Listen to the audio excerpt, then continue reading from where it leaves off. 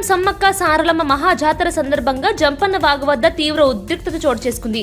మంత్రి అడ్లూరు లక్ష్మణ్ కాన్వాయ్పై భక్తులు దాడి చేసిన ఘటన కలకలం రేపింది. నిన్న రాత్రి సమ్మక్క ఆగమనం అనంతరం కరెంటు సరఫరా నిలిచిపోవడంతో భక్తుల్లో అసహనం పెరిగింది. ఈ క్రమంలో సైరన్ శబ్దంతో కాన్వాయ్ ముందుకు కదలడంతో భక్తులు మండిపడ్డారు. సుమారు గంటకు పైగా మంత్రి కారులోనే ఉండిపోవాల్సి వచ్చింది. సైరన్ వినియోగం, అనుచరుల అత్యుత్సాహమే ఘటనకు కారణమని అధికారులు భావిస్తున్నారు. జాతర ప్రాంతంలో ఇప్పటికీ విపరీతమైన రద్దీ ఉండటంతో పరిస్థితి అదుపు తప్పిందని తెలిపారు. భక్తుల భద్రత లక్ష్యంగా చర్యలు తీసుకుంటున్నామని, ఘటనపై పూర్తి వివరాలు సేకరిస్తున్నామని పోలీసులు వెల్లడించారు. ఈ ఘటనతో జాతర నిర్వహణపై ప్రశ్నలు తలెత్తుతున్నాయి.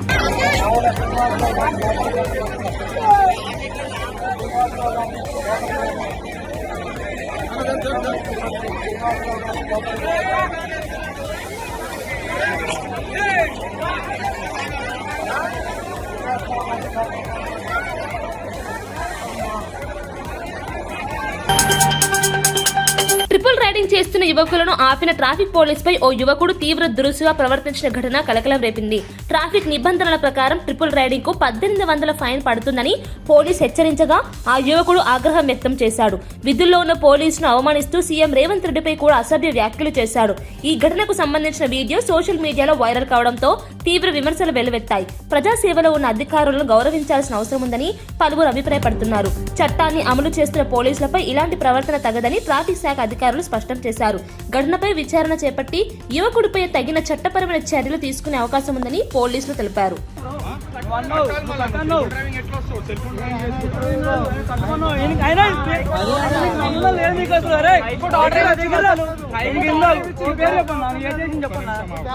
కాదు ఆయన ఒక కానిస్టేబుల్ కాదు, ఏం కాదు మాట్లాడుతున్నాను.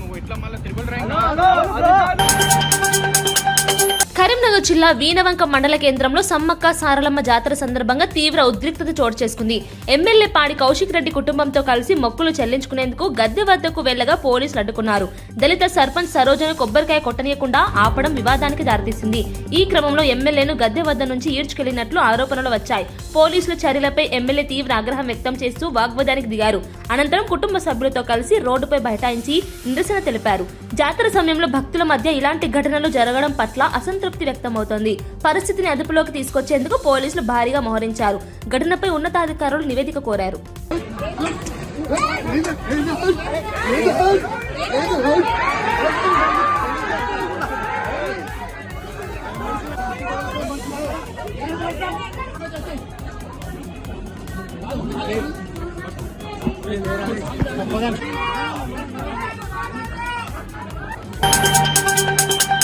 మాజీ సీఎం కేసీఆర్ కు సిట్ నోటీసులు ఇవ్వడాన్ని కాంగ్రెస్ ప్రభుత్వం చేపట్టిన కుట్ర, రాజకీయాల పరాకాష్ఠగా బీఆర్ఎస్ నేత దాసోజు శ్రవణ్ అభివర్ణించారు. ఇది తెలంగాణ చరిత్రలోనే బ్లాక్ డేగా పరిగణిస్తామని అన్నారు. నైతికంగా ఎదుర్కొనే ధైర్యం లేక కాంగ్రెస్ డొంక తిరుగుడు రాజకీయాలకు పాల్పడుతోందని విమర్శించారు. 24 నెలల్లో 2 సిట్ నోటీసులు ఇవ్వడం చరిత్రలోనే మొదటిసారని వ్యాఖ్యానించారు. ప్రభుత్వ వైఫల్యాలను కప్పిపుచ్చుకోవడానికే ఈ చర్యలని ఆరోపించారు. రాష్ట్ర ఎన్నికల కమిషన్ తో కలిసి కాంగ్రెస్ అనైతికంగా వ్యవహరిస్తోందని, హడావుడిగా మున్సిపల్ ఎన్నికల నోటిఫికేషన్ ఇచ్చిందన్నారు. కాగజ్ నగర్ మున్సిపల్ ఎన్నికల్లో కాంగ్రెస్ కు ప్రజలు తగిన గుణపాఠం చెబుతారని బీఆర్ఎస్ పిలుపునిచ్చింది. నేను ఢిల్లీకి పంపించిన, సిబిఐ పంపించిన, వాడు కూడా ఏం చేస్తలేడు, నేనేం చేయలేదు, వాడేం చేయలేదని చెప్పని అట్లా కాలయాపన చేసి, తర్వాత విద్యుత్ కొనుగోళ్ల ఒప్పందాలని చెప్పని కేసీఆర్ గారిని బదనం చేసేట ఒక ప్రయత్నం చేసిండ్రు. మళ్ళా ఇప్పుడు టెలిఫోన్ ట్యాపింగ్ అని చెప్పని దేశంలో 24 నెలలు అండి కేసు, 23-24 నెలలు ఇది కేసు. 24 నెలలు 2 సిట్లు వేసినటువంటి ఒక ప్రభుత్వం భవిష్యత్తు. యాదగిరిగుట్ట లక్ష్మీ నరసింహస్వామి దేవాలయంలో కొందరు సిబ్బంది చేతివాటం ప్రదర్శిస్తున్నారనే ఆరోపణలు కలకలం రేపుతున్నాయి. స్వామి సొమ్మునే కాజేస్తున్నారనే ఆరోపణలతో భక్తులు ఆగ్రహం వ్యక్తం చేస్తున్నారు. దర్శన టికెట్లు, ప్రత్యేక సేవల పేరుతో అక్రమ వసూలు జరుగుతున్నాయనే విమర్శలు వినిపిస్తున్నాయి. దేవాలయానికి వచ్చే భక్తుల విశ్వాసాన్ని దెబ్బతీసేలా ఈ చర్యలు ఉన్నాయని పలువురు ఆందోళన వ్యక్తం చేస్తున్నారు. దీనిపై ఆలయ అధికారులు విచారణ చేపట్టాలని డిమాండ్ పెరుగుతోంది. గతంలోని ఇలాంటి ఆరోపణలు రావడంతో పర్యవేక్షణ లోపాలపై ప్రశ్నలు తలెత్తుతున్నాయి. పవిత్ర క్షేత్రంలో అవినీతికి చోటు లేకుండా కఠిన చర్యలు తీసుకోవాలని భక్తులు కోరుతున్నారు. ఘటనపై ఉన్నత స్థాయి విచారణ అవసరమని అభిప్రాయం వ్యక్తమవుతోంది.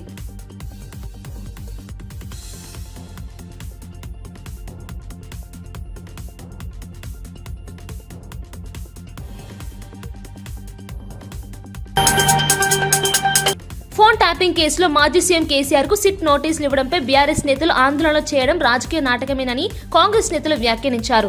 చట్టపరమైన విచారణలో భాగంగానే నోటీసులు జారీ చేశామని, ఇందులో రాజకీయ కక్షకు తావు లేదని వారు స్పష్టం చేశారు. చట్టం ముందు అందరూ సమానమేనని, విచారణకు సహకరించాల్సిన బాధ్యత ప్రతి పౌరుడిపై ఉందని కాంగ్రెస్ నాయకులు పేర్కొన్నారు.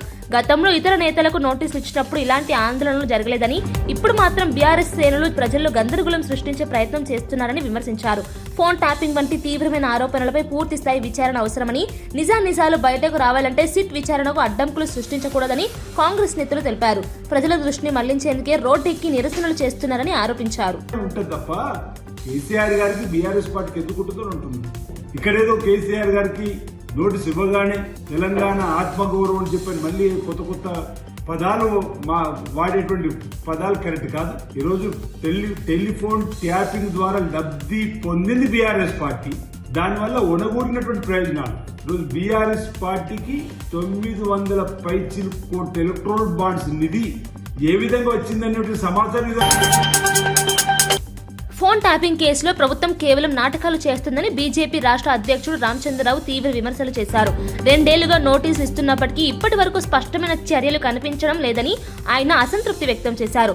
కేసును రాజకీయ ప్రయోజనాల కోసం ఉపయోగించుకుంటున్నారా తప్ప దోషులపై కఠిన చర్యలు తీసుకునే చిత్తశుద్ధి ప్రభుత్వానికి లేదని ఆరోపించారు. ఫోన్ ట్యాపింగ్ అనేది ప్రజాస్వామ్యానికి తీవ్రమైన ముప్పని, ఇలాంటి కేసులో వేగంగా విచారణ పూర్తి చేసి బాధ్యులను శిక్షించాల్సిన అవసరం ఉందన్నారు. కాంగ్రెస్, బీఆర్ఎస్ రెండూ పరస్పరం ఆరోపణలు చేసుకుంటూ ప్రజలను మభ్యపెడుతున్నారని, నిజంగా చట్టపరమైన చర్యలు తీసుకుంటే ప్రజలకు నమ్మకం పెరుగుతుందని తెలిపారు. ఈ కేసు చివరకు ఫలితం లేకుండా మిగిలిపోతే ప్రజలే ప్రభుత్వాన్ని ప్రశ్నించే పరిస్థితి వస్తుందని బీజేపీ హెచ్చరించింది. ఏం చేస్తున్నారు? నోటీస్ ఇస్తున్నారు, పబ్లిసిటీ వస్తున్నది, ఏదో మాట్లాడతాం, చేస్తారు, పోతారు. నేను ఒకటే అడుగుతా ఉన్నాను, సిట్ పనికి రాదు. రేవంత్ రెడ్డి గారు ఆ మధ్య నోటుకు ఓటు కేసులో ఇరుక్కున్నారు. ఈ నోటుకు ఓటు కేసు ఏమైంది అంటే ఇప్పుడు బీఆర్ఎస్ ప్రభుత్వం ఇది కాపాడింది కాబట్టి ఈయన కాపాడినందుకు ఇప్పుడు ఆయన కాపాడుతున్నాడు. ఇది స్పష్టంగా ఉన్నది. క్విట్ ప్రో క్యో, ఇది అసలు వాళ్ళ ఇద్దరి మధ్య క్విట్ ప్రో క్యో. మాజీ సీఎం కేసీఆర్ కు సిట్ నోటీసులు ఇవ్వడం కక్ష సాధింపు చర్యనని ఆరోపిస్తూ బీఆర్ఎస్ శ్రేణులు రాష్ట్ర వ్యాప్తంగా నిరసనలకు దిగాయి. మాజీ మంత్రులు, సీనియర్ నేతల నేతృత్వంలో పలు జిల్లాల్లో రోడ్డెక్కి ఆందోళన నిర్వహించారు. కాంగ్రెస్ ప్రభుత్వం రాజకీయ ప్రత్యర్థులను వేధించేందుకే సిట్ ను ఉపయోగిస్తోందని బీఆర్ఎస్ నేతలు ఆరోపించారు. పాలనలో విఫలమైన ప్రభుత్వం ప్రజా సమస్యల నుంచి దృష్టి మళ్లించేందుకే ఫోన్ ట్యాపింగ్ కేసును తెరపైకి తెస్తోందని మండిపడ్డారు. కేసీఆర్ పై నోటీసులు ఇవ్వడం తెలంగాణ ఆత్మగౌరవంపై దాడిగా అభివర్ణించారు. ప్రజాస్వామ్యంలో భిన్నాభిప్రాయాలకు స్థానం ఉండాలని, కానీ ప్రతిపక్షాన్ని అణిచివేయడానికి ప్రభుత్వ యంత్రాంగాన్ని వాడటం సరికాదన్నారు. అవసరమైతే ఈ పోరాటాన్ని మరింత ఉధృతం చేస్తామని, న్యాయపరంగా కూడా ఎదుర్కొంటామని బీఆర్ఎస్ శ్రేణులు స్పష్టం చేశాయి.